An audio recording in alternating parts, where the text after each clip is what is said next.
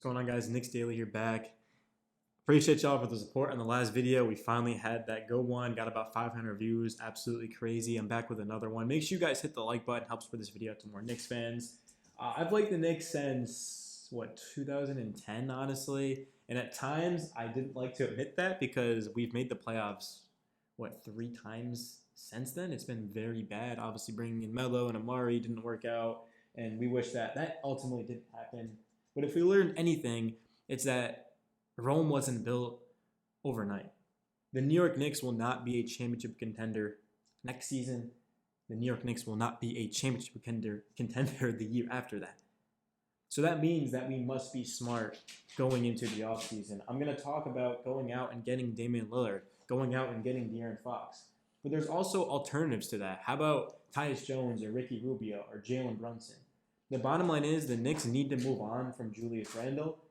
They need to build around RJ Barrett, and they also need to try to bring back Mitchell Robinson on a salary that fits who he is, and that is protecting the rim, obviously improving in the pick and roll and switching.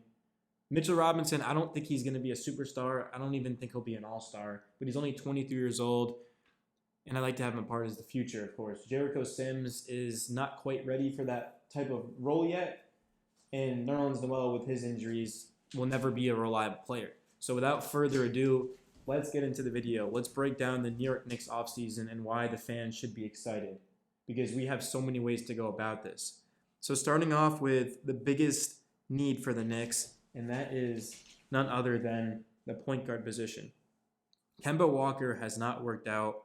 D Rose is 33, and as much as I like his game, he's also, surprise, he's injury prone.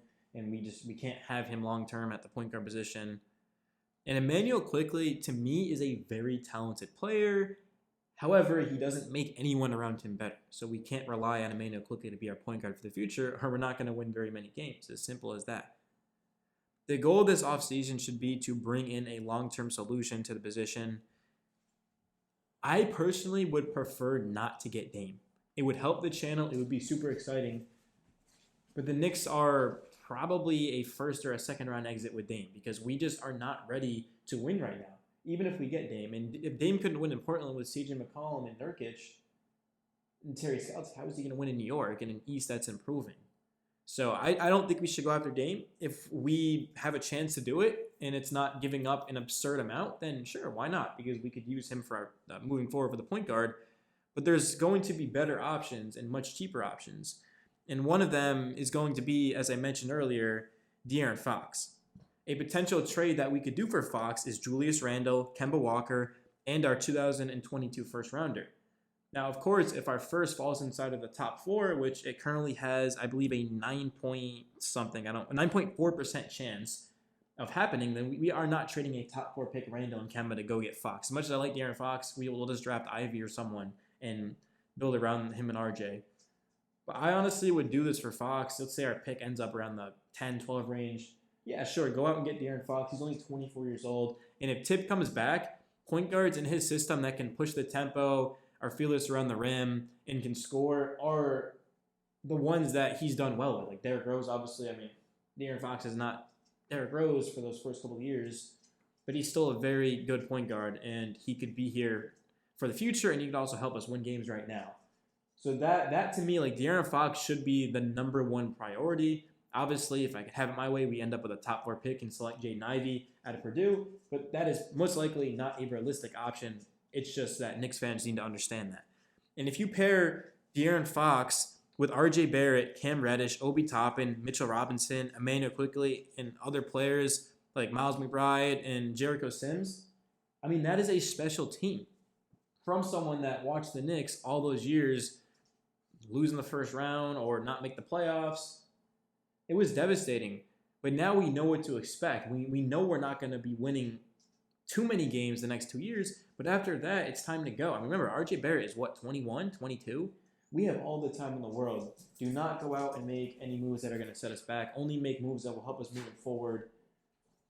And that's just how I feel about that. But moving on, there are a couple of other options that we could resort to if we miss out on Fox and Dame. And, of course, Jaden Ivey. And that is going out and bringing in Ricky Rubio, Tyus Jones, or Jalen Brunson. Of course, if we get Brunson, we have to clear up salary, and I think we have to do a signing trade. We probably have to lose Mitch, being real with you, which to me, I'm not too concerned about Mitch. I would love to have him back at a reasonable rate, but if we lose him, it's not the end of the world. We need a point guard though, guys. Like, that is our number one priority, is bringing in someone. And if it's Jalen Brunson, sure, why not? I like Brunson's game, and he would fit very well with this roster. So whatever route the Knicks decide to go, I'll be happy. Anything that I just named, if they do one of those, I'll be ecstatic. Cool. So we need to talk about Mitchell Robinson, though, a little bit more in depth. He has improved so much at switching onto the perimeter, of course. And if you look at his length and athleticism, it's very difficult to shoot over him no matter where you are on the floor. If you throw that into the fact that the free agent class for centers isn't the greatest, now obviously DeAndre Ayton, the Knicks can't afford him, so he's out of the question. There's also a guy like Mo Bamba, who to me isn't any better than Mitch. And Jusuf Nurkic, I would actually really enjoy to have him here, but I think I'd rather have Mitch just because he's younger, to be real with you. So we kind of like have to bring back Mitch if you think about it. And hopefully we're able to bring him back on a rate that is reasonable. I'm not asking him to take a pay cut, but I mean, we can't be paying Mitchell Robinson like he's an all-star. That's just not going to get it done for me. So we also don't want him to walk. There are a couple more alternatives for the Knicks, and that is, let's just say they don't do well in free agency and they don't do any trades. Well, then the next thing, and hopefully these all go together because that would be great, but let's just say at minimum the Knicks need to do well in the draft. Ty Washington, Johnny Davis, or if you look at even someone like, do I dare say Jalen Duren? I don't know if that's really a realistic option. Assuming that we do bring in Duren and then we move Mitch for Brunson, I mean, that would be ridiculous if that were to happen. But I'm just saying the Knicks need to attack the draft and make sure it's a good one. Because as I mentioned, the Knicks are not going to be the best team the next couple of seasons. So how do you speed that up? You draft well. It's as simple as that. So if the Knicks end up picking up a couple of good players, that's only going to help us moving forward. Because remember, we have a potential star on our hands in RJ Barrett. And outside of that, we've got some pretty good players, but I don't. Let me know if you disagree. I don't think we have another all-star on this roster. I mean, Julius Randle is not an all-star caliber player. So it's just RJ, man. It's RJ Barrett. So we need to go out and try to find some stars. Just, of course, don't get aggressive and don't get needy. The Knicks will be fine next season. I will still be covering this team if they are as bad as they are now. I mean, I started the channel with 30 wins, so like, yeah, I'm just loving what's going on, and I think the Knicks actually are going to be pretty good moving forward. It's just going to come down to these next three things I just mentioned. Just to reiterate myself, man: trades, free agency, and the draft. It's your boy Knicks Daily signing out. Have a good rest of your day, guys. Make sure you hit the like button, subscribe, as it would help me grow my channel, and I'm out. Until next time.